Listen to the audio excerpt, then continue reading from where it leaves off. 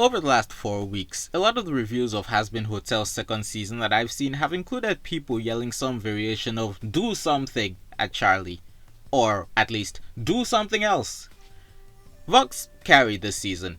A lot of people even say that he's pretty much the main character, but that's made me curious about our actual main character and what she's amounted to and why so many people are upset with her. So in this video, I'm gonna go over Charlie's actions in every episode to determine what she's done and why so many people feel so frustrated with her. Now for starters, we're actually gonna have to glimpse a little farther back to say this. Charlie is responsible for everything that happens in this season. Between starting the hotel and fighting off the exorcist, her decisions across the last season have spurred on the actions of basically every character here. Sure, she clearly had no idea what she was doing, but she did redeem Serpentius, which kicks off Heaven's actions and attitudes, and her fighting of the angels is what spurs Vox on in his plans. I'm not gonna pretend she hasn't had an effect on the narrative. This story is nothing without her. But this isn't about effects. This is about being proactive. This is about Charlie looking at a situation and actively contributing to resolve it. It's funny, right after I typed that, I got into a whole conversation with someone in the comment section about that exact distinction. If you're watching this video, we actually had our back and forth like 30 minutes after I typed the above. I have not changed my mind. So, let's begin with episode 1. Episode 1 is kind of just base Charlie. She's unaware that Vox is a threat and is riding the high of victory and the low of defeat. Looking back on it now, I think it might actually be a better character state than I gave it credit for when it first came out. She also has to deal with the consequences of fighting the exorcist, in that a lot of people paying attention to her now are only paying attention because of the prospect of killing angels. They do not care for redemption, so she has to clear that up. Paired with the guilt of the possibility that Pentius died for something that might not even work, and it's not a bad place for a character to start out. And then Emily pops over to inform her that redemption works and Serpentius is in heaven. This kicks off 9/11 for Charlie fans, with episode 3 being the first plane and episode 4 being the surprise second plane that hits just when you think you can relax. Charlie really wants to get the word out that redemption is possible. So she calls Vox, and I wonder if she's forgotten that Alastor owns a radio station. Anyway, she not only ignores all the red flags, but she also ignores her friends as they direct her face to stare blankly at the red flags because she really thinks she's got a handle on this. It's a bad move, bordering on stupidity quite a bit, but it's forgivable as a step in her character development. Episode 4, less so. While Alastor is off doing his thing, Charlie, for some reason, despite still not having the proof Vox asked for, thinks going on Katie Killjoy's news station will accomplish anything. If the pilot is even a little canon, this is the 3rd time she's gone on the news and gotten destroyed. And frankly, this might be the worst one because she folds on accusing Vox of lying immediately and just gets toyed with like an idiot. A lot of people say that I advocate for Charlie to beat the shit out of Vox far too much. Maybe. There are about 500 words of me doing just that at the end of this video. And sure, she wants to take a more diplomatic political approach to beating him. I think sinners deserve the extermination because they're bad people. But she's really bad at it. Like, she's so bad at it. But I would never actually say that. Did you get that? She chose this as her field of battle, walked in and stabbed herself in the face. Can you blame me for wanting her to do something else? Charlie has always been bad at arguing in favor of her own arguments, but back in season 1 she wasn't actively playing into the antagonist's hands. The trial at heaven didn't accomplish anything, but getting the trial at all was kind of a win. This time she's basically just giving her opponents free W's despite knowing that she doesn't actually have anything to stop them from getting free W's off of her. She only gets out of this situation because of an Alastor subplot. He decided to include her in his deal with Vox and she gets kicked out, yelling impotently about being the princess of hell. Look, you can say Charlie is naive and sheltered and every other thing. That doesn't make it any more enjoyable to watch her. Just because you tell us your character is brain dead does not mean we won't complain about having to watch them walk into a wall repeatedly while all her friends tell her to stop. And actually, let's rewind to episode 3. After she endangered Husk's life with her idiocy, all she can do is run around screaming about it while Angel Dust risks his life to save Husk, and Vaggie actually saves them both. She made things worse despite constantly being warned that that's what she was doing, and then didn't actually fix it because she just stood there. Angel Dust, who had left the scene, actually had to come back and try and change it, and then Vaggie, who honestly I don't think was even in the scene at all, did the actual fixing of her mistakes. Because why have the main character do something when you can have other characters have their own character moment and not try and rewrite it to be more cohesive?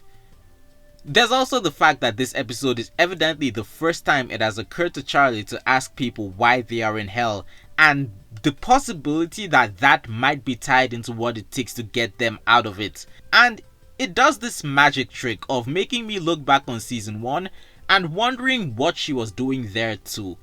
Because back then, the idea that neither she nor Vaggie had put much thought into this redemption idea they were trying oh so hard to convince everyone was possible was just an implication. It was just an impression you could get from watching the first season, but now it feels a lot more like a fact. Like she's just bullshitted her way into discovering redemption. Angel Dust's improvement as a person is the kickoff for You Didn't Know, and the revelation that heaven is hypocritical in their standards. At least, for the characters, the audience kind of figured that out in episode 1. But now, whenever I listen to that song, I'm gonna realize that it's bullshit because they never actually address that he is in hell for murder, because no one there is actually aware of that. Then we have episode 5, where she's trying to communicate with heaven in order to get evidence that redemption is possible, which she should have been doing in episode 4 by the way. Honestly, I don't get this fixation because I feel it's unbelievable that the sinners would care and forget about the exterminations and their hatred of angels just because there's a chance that if they completely change their behavior and mindset, they will get to go to heaven with those same angels. The whole genocide allegory doesn't work if no one besides Sarah really cares about it. Then again, I think that's just another flavor of season 1's problem of having Charlie basically describing heaven as heartless and monstrous, but still essentially wanting their approval. To top it off, I feel that having people know redemption is a get out of hell free card will taint their capacity to be good people for the sake of being good people. Anyway, the angels take a break from making it very easy for Vox to win and come down so Charlie can finally have her proof. Pensions can't leave heaven, but surely they can just take videos across the portals to prove that he's there. So Charlie takes the angels to Vox's rally and Emily... Wait, Emily? No, Charlie! Charlie, what are you doing? Why aren't you saying anything? The angels are here. Talk about redemption. Come on, Charlie, do something! Yep, she finally has the opportunity to present sort of reliable proof that she isn't making any of this up. And she does nothing while things get worse around her until the angels leave. And then she gets mad at Vaggie and Lucifer for what they tried to do, as if she hasn't just been a fountain of terrible ideas so far. She blames them for Vox being able to spin things as if she didn't just stand there and let him have all the ammunition he needed. It's frustrating. But you know what? That's just fuel for her character development. After she fails to convince Carmilla to not help Vox and she hits rock bottom, she finally reflects on her hyperfixation and the fact her mommy issues have pushed her to try and prove she'd succeed with the hotel, which blinded her from actually succeeding with the hotel. So, regardless of everything, Charlie has had some character development this season. Your mileage may vary on the quality, but it is not nothing. So now that that's over, we should be seeing her stepping up to the plate in the final 2 episodes. So, Vox shoots Heaven in the face and the hotel goes into lockdown mode with everyone preparing for the possibility of a fight. I can't believe that there are people who still act like Charlie using force to stop Vox would be a bad thing. Meanwhile, in the actual show, everyone is preparing for a massacre because of him. And Charlie is trying to call her mom like she thinks she's gonna do something. God damn it.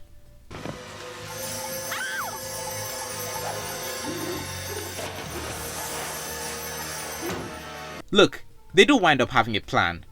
Why?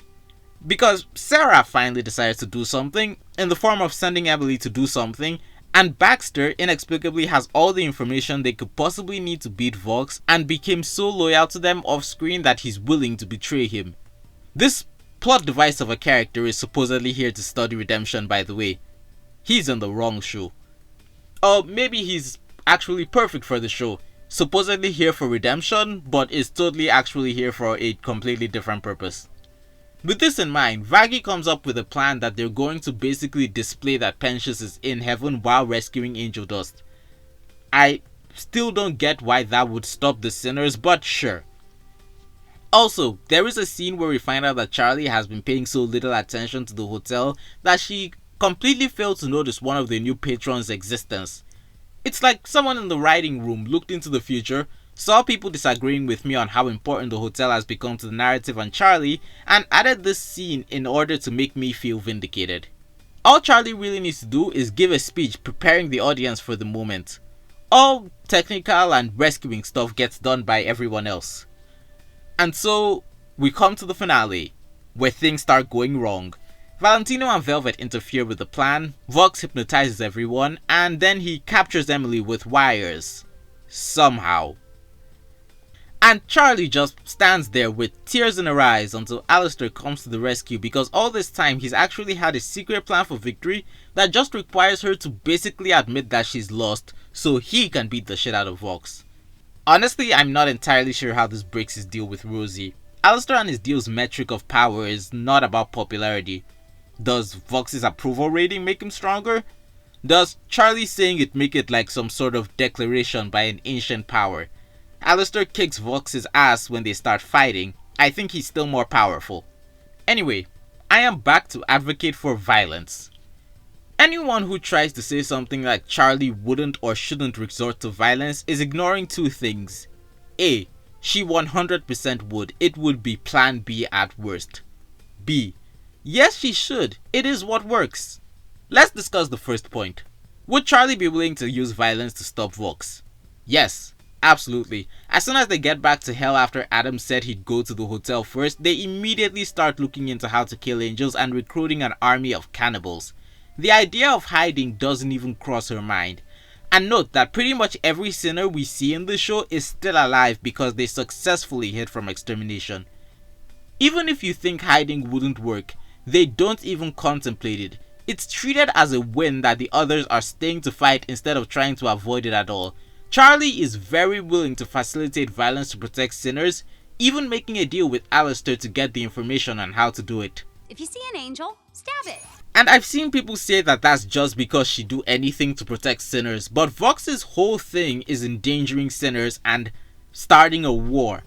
And from the point where he kidnaps and hypnotizes Angel Dust, who is probably getting essayed off screen, and shoots a cannon at heaven, I think he has safely reached Adam's threat level.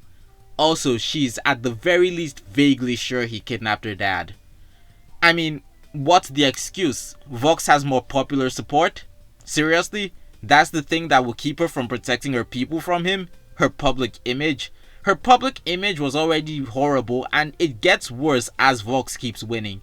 Is proving Vox wrong in the eyes of hell really more important than stopping him from getting everyone killed? Wasn't learning to not play Vox's game what her character development was about? And the most egregious example of this is when Vox is shooting around and destroying the city. This is as blatant an example of Vox endangering sinners as you can get. He's directly harming them. And what do she and Emily do? Do they stop him? No, they go around picking people out of the rubble and catching them as they fall.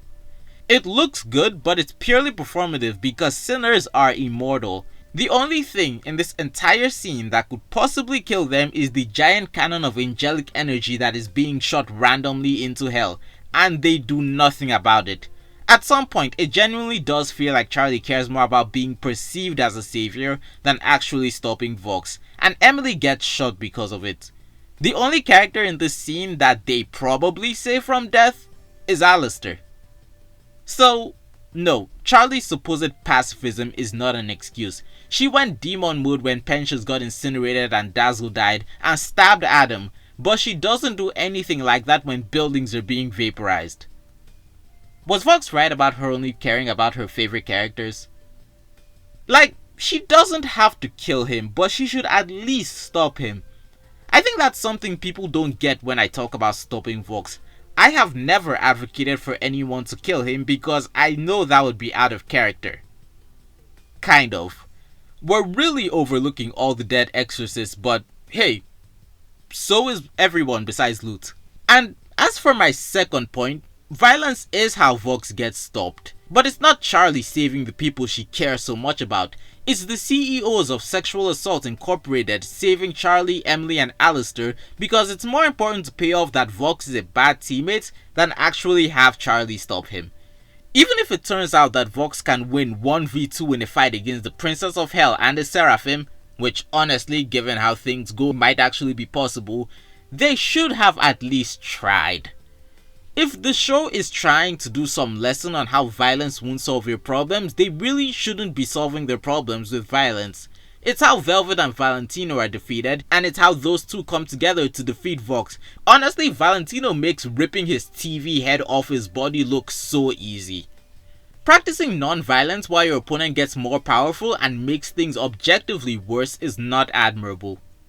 In the end, Charlie's biggest contribution that isn't her being manipulated by someone else to do something she doesn't understand is taking part in the Team of Friendship ass scene where she, Emily, and the Overlords contain the overloading weapon, which wouldn't be happening if they had just stopped Vox earlier.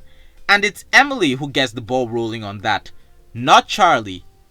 It's kind of fascinating. Emily's also the one who told her that they need to do something before they went to save the not really endangered sinners. And now I'm wondering, if Emily hadn't done that, would Charlie have just continued to stand there?